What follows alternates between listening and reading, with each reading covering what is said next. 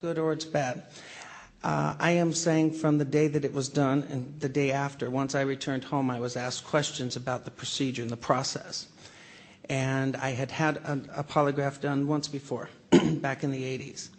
And I specifically instructed the examiner, I knew darn well you didn't put the blood pressure cup and the whatever on the fingertips on the same hands. And he was advised of the nerve damage and the fact of the circulation, and I have bilateral ulnar nerve entrapment in both arms. All right, I can't tell you how they did it. I will tell you that his report from Dr. Gelb to the report to Dr. Berlin completely contradict each other. The information from Dr. Gelb, who is not a doctor at all, was never sent in totality to Mr. Berlin. I cannot tell you. I'm telling you that this gentleman with antipolygraph.org, these are his opinions, these are his findings, these are not mine. Okay. I have said all along that the polygraph, I did not feel comfortable with the way it was done. A couple of questions. First of all, given that you've got this record in the past of taking so many drugs yourself, why do you care whether he's taken it? And secondly, he seems like quite an interesting person to spend a couple of days with. Between the fellatio and the drug taking, what did you talk about? I'm sorry? Between the fellatio and the drug taking, what did you chat about? Actually, pretty much nothing, other than the fact of what I was doing for a living, what I was doing in Chicago. Like I said, the entire conversations that we had were pretty basic and casual. His comments as far as what he did for a living, he never once acknowledged being a politician. In fact, he specifically stated he was in public service. You know, with my view, public service can mean just about anything. What was the other part of the question? Why do you care so much? Why do I care? I care so much because this political season has turned, you know, this country upside down. To be honest with you, we have gone back, I would say, a good 50 years in this country on race relations alone over being called racist if you ask a candidate who chose to run for president. I'm not sure if you remember, but this country had a very nice lady in the state of New York by the name of Shirley Chisholm that once sought the nomination of the Democratic Party. And this was back, I think, in the late 60s, early 70s. And here was a true African American who you could ask her questions based on her record, on her credentials, on her beliefs, and you would have never been called racist. Today, you know, I'm speaking the truth about his own actions. You know, these aren't mine. I'm not running for office. And now all of a sudden you're called racist or bigot. I'm sorry, that's why I care.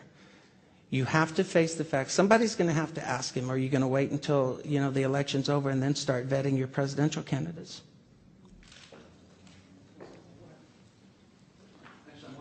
Simply why you decided to take this on, and it's been reported that you've been disbarred in the state of Florida. I'm wondering if you're a part of the bar in D.C. I'm happy to answer those questions as I expected they would come up. I have been suspended by the Florida Supreme Court on March 7th, 2008, and the suspension was a result of me being too litigious and allegedly not paying child support. That matter is now pending at the United States Supreme Court. But as a result, I have been reciprocally suspended by the District of Columbia Bar and the Federal District Court in the District of Columbia without an opportunity for a hearing or an opportunity to present my side of that story. There is on the website 147 pages which documents what's going on in my particular professional life, and it really isn't the subject of what's going on here today.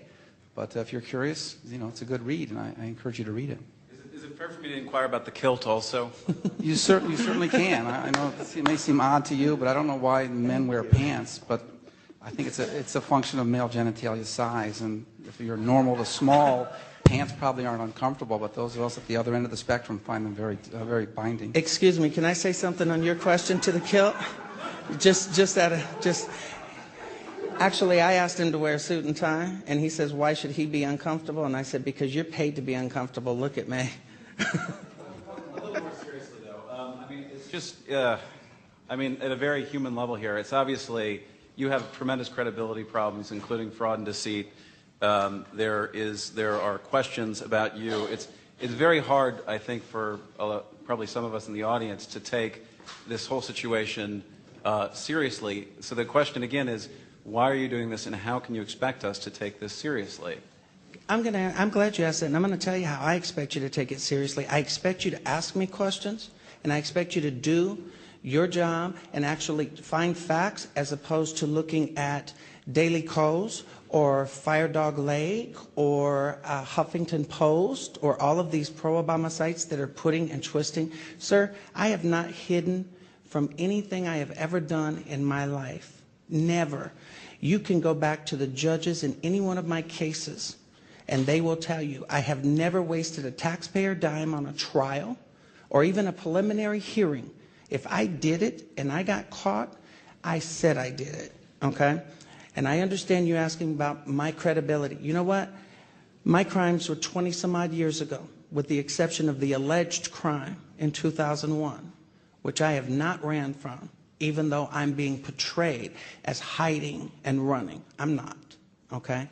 That's what I'm asking you to do. I'm asking you to actually get facts and then make your decision, rather than fake Washington Post articles saying that I've been investigated 8 times over 25 years for blackmail against politicians, which is not true, but yet you're continuing to repeat it over and over again. Even though it's been proven not to be true, it doesn't matter. It's what is continuously being recycled out there. As long as you tell the truth, which I'm doing, you can talk about anything about my past that you want to. It doesn't bother me. I admit to it. You know, you can't live your life and then run and hide from it later. It doesn't work that way. Well, you say you want us to get facts, but most of what you're alleging is difficult to corroborate. I mean, would the limo driver have witnessed the crack smoking and the fellatio, or were you and Obama the only people? Mr. Multani actually does have personal knowledge of the actions and the transactions that took place in the limo. Let me explain something to you. I was actually in contact with Mr. Multani in the first part of this year.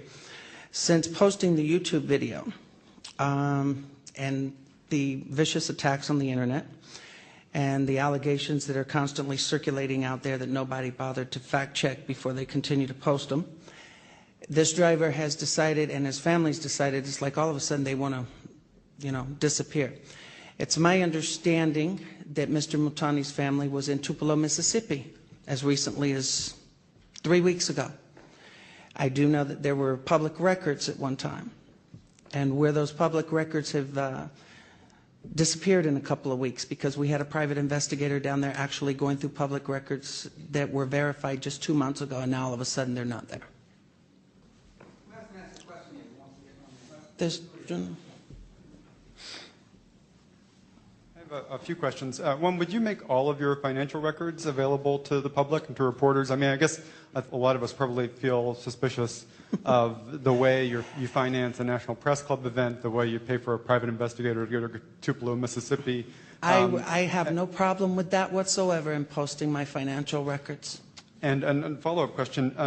The Veritas Media Group, I understand that Joseph Giganti has disclaimed any connection. Okay. But it seems awfully odd that he would be, the spokesperson for Alan Keyes' political campaign, that your organization would be called Veritas. It sounds awfully like a red herring, or what are your comments on that? The name was just, to my knowledge, the name was just drawn out of a hat. This is not something that was done. First of all, Mr. Giganti, as far as I know, has no connections with me. I've never met the man. I've never had any communications with him whatsoever. And he definitely does not finance me. And he has not financed this event. Okay. In fact, this event has been financed completely through contributions to PayPal, and I will most definitely post those contributions without the giver's name, of course. Why without the giver's name? Because would you ask me to expose individual citizens of this country that contribute $25 here or $50 there? I mean, the maximum contribution that's been, there's been one contribution of $1,000